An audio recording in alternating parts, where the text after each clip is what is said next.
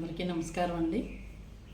ఈరోజు టాపిక్ ఏంటి అంటే, నిన్న వైజాగ్లో జరిగిన ఇష్యూ మీ అందరూ చూసే ఉంటారు. తల్లిని కడుపుతోటున్న భార్యని చంపేశాడు. అంటే తల్లిని బిడ్డని కూడా చంపేశాడు. అది ఏమన్నా పద్ధతిగా ఉంటుందండి? మానవ మృగాల్లాగా బతుకుతున్నారు కానీ ఒక మనిషిలాగా, ఒక ఇంటి యజమానిలాగా, అసలు మనిషి రూపంలో ఉన్న రాక్షసుల్లా బతుకుతున్నారు తప్ప మనిషిలాగా బతకట్లేదు. ఒక ఇంటి యజమాని అంటే ఆ భార్యని ప్రేమించి పెళ్లి చేసుకున్నప్పుడు ఆ అమ్మాయిని సక్రమంగా చూసుకోవాల్సినంత అవసరం ఉంది. చక్కగా ఇద్దరు కలిసిమెలిసి ఉన్నారు. ఆ అమ్మాయికి అతనంటే చాలా ఇష్టం. ఆ ఇష్టంతో రెండు సాకులు చెప్పి వదిలించుకోవాలని చూసినా సరే పట్టుబట్టి ఉంది. ఎలా వదిలించుకోవాలో అర్థం కాక ఇప్పుడు బిడ్డ పుట్టేస్తే బిడ్డ కూడా బంధం అయిపోతుంది కదా అనేసి వదిలించుకుందాం అనుకున్నాడు. వాళ్ళ అమ్మమ్మ గారు వచ్చి ఇంట్లో ఉన్నారు. ఇంట్లో ఉండి పాపం ఆవిడ అచ్చయ్యడు చూసి హాస్పిటల్కి తీసుకెళ్ళి ఆ బిడ్డకు పురుడు పోద్దామని పెద్ద ఆవిడ ఇంట్లో ఉన్నారు. బయటికి తీసుకెళ్ళినప్పుడు ఏం చేశాడో తెలీదు. ఇంటికి వచ్చిన తర్వాత ఏం చేశాడో తెలీదు. వాళ్ళ బెడ్రూమ్లో వాళ్ళు పడుకున్నారు, పెద్ద ఆవిడ పక్క రూమ్లో పడుకున్నారు.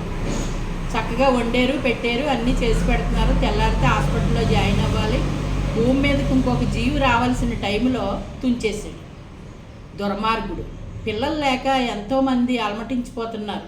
ఎన్నో ప్రయోగాలు చేసుకుంటున్నారు, ఎన్నో హాస్పిటల్ చుట్టూ తిరుగుతున్నారు, ఎన్నో రకాలు ట్రై చేసుకుంటున్నారు. బిడ్డలు లేనోళ్ళు బిడ్డలు కలిగేటప్పుడు తుంచేస్తున్నారు కొంతమంది దుర్మార్గులు.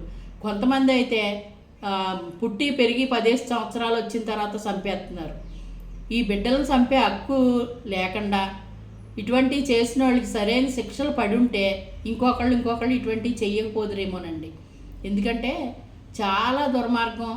అంత ఆప్యాయతగా అమ్మాయి ప్రేమించిన అమ్మాయిని మోసం చేసి ఆడ అవసరం గడుపుకుని 1 సంవత్సరం వాడుకున్న తర్వాత వదిలేద్దాం అనుకున్నట్టున్నాడు. వదిలించుకోవటానికి కుదరలేదు, కాళ్ళకు బంధం అయిపోయింది. అది ఆడికి బాధ.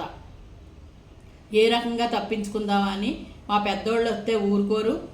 నన్ను ఒకసారి బెదిరించి, ఒకసారేమో ఇంకో రకంగా బెదిరించి, ఇప్పుడు కడకొచ్చేటప్పటికి పట్టుబడేటప్పటికి ఏమని చెప్తున్నాడో, వేరే అమ్మాయితో నాకు సంబంధం ఉందని నన్ను టార్చర్ పెడుతుందని చంపేసేనని చెప్తున్నాడు. చంపేయటం ఏంటండి? టార్చరే పెట్టింది పోనీ అనుకుందాం, టార్చర్ పెట్టింది, ఆ అమ్మాయికి అనుమానమే అనుకుందాం. అనుమానం అనుకున్నప్పుడు వాళ్ళ పెద్దోళ్ళని పిలిచి, మీ పెద్దోళ్ళని పిలిచి మాట్లాడాలి. లేదంటే ఒక కేసు పెట్టి పోలీస్ స్టేషన్కి వెళ్ళి ఇలా అంటుంది నా భార్య అని చెప్పాలి. ఇది 3 పద్ధతిలో చేయకుండా చంపేయడానికి వీడికే హక్కు ఉందండి. అంటే వీడు ఒలకు తీర్చేసుకున్న తర్వాత అలా ఒక్కొక్కరిని చంపేసుకుంటా పోతాడా? ఇంకొక అమ్మాయి రావాలంటే భయపడాలి. మళ్ళీ ఇటువంటి వాడు జీవితంలోకి ఇంకొక అమ్మాయి తొంగి చూడకూడదు, పెళ్లి చేసుకోకూడదు. ఇప్పుడు అసలు ఉన్న సిచ్యువేషన్లకి చాలా దారుణమైన రోజులు గడుపుతున్నాయి. గడ్డు పరిస్థితుల్లో ఉన్నాం. ఇలాంటి సిచ్యువేషన్లు తప్పుకోవాలంటే నీకు ఇష్టం లేకపోతే పుట్టింటికి పంపించేయాలి. ఎలాగ డెలివరీ అయిన తర్వాత పుట్టింటికి వెళ్ళినేమో అమ్మాయి పాపం. అలాంటిది నిండు గర్భిణీని అలా నిష్కారణంగా చంపేసాడంటే ఆ ఉట్నే వదిలిపెట్టకూడదండి. ఉట్నే వదిలేస్తే మానవత్వం చచ్చిపోయినట్టే. ఎందుకంటే ఇంకొకడికి కూడా భయం లేకుండా అయిపోతుంది.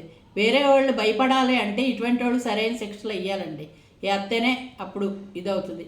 ఏదో తల్లిదండ్రులను ఎదిరించి ఇంట్లోంచి బయటకు వచ్చి పెళ్లి చేసుకున్నప్పుడు నువ్వే సర్వస్వం అని నమ్మి నీతో పాటు ఉన్న ఆడదాన్ని అలా చేసాడు అంటే ఆడ అసలు మనిషి కాదండి, మృగమే. ఎందుకంటే రూపం లేకపోయినా గుణం ఉంటేనండి చక్కగా చూసుకుంటాడు. ఏదైనా చిన్న కూలి పని చేసుకునే వాళ్ళైనా సరే కష్టపడి భార్య బిడ్డలను పెంచుకోవాలనుకుంటారు. ఇలా మొగ్గల్లోనే తుంచేసే అంత దుర్మార్గం ఎక్కడా ఉండకూడదు. అలాగ మళ్ళీ చేయకుండా ఉండాలంటే ఎలాంటి వాళ్ళకి పనిష్మెంట్ జరిగితే ఇంకొకళ్ళు భయపడతారు. ఈ తప్పు చేస్తే నాకు కూడా అలాంటి శిక్ష పడద్దని. నిజంగా అస్సలు మానవ మృగాలను అయితే వదిలిపెట్టకూడదండి.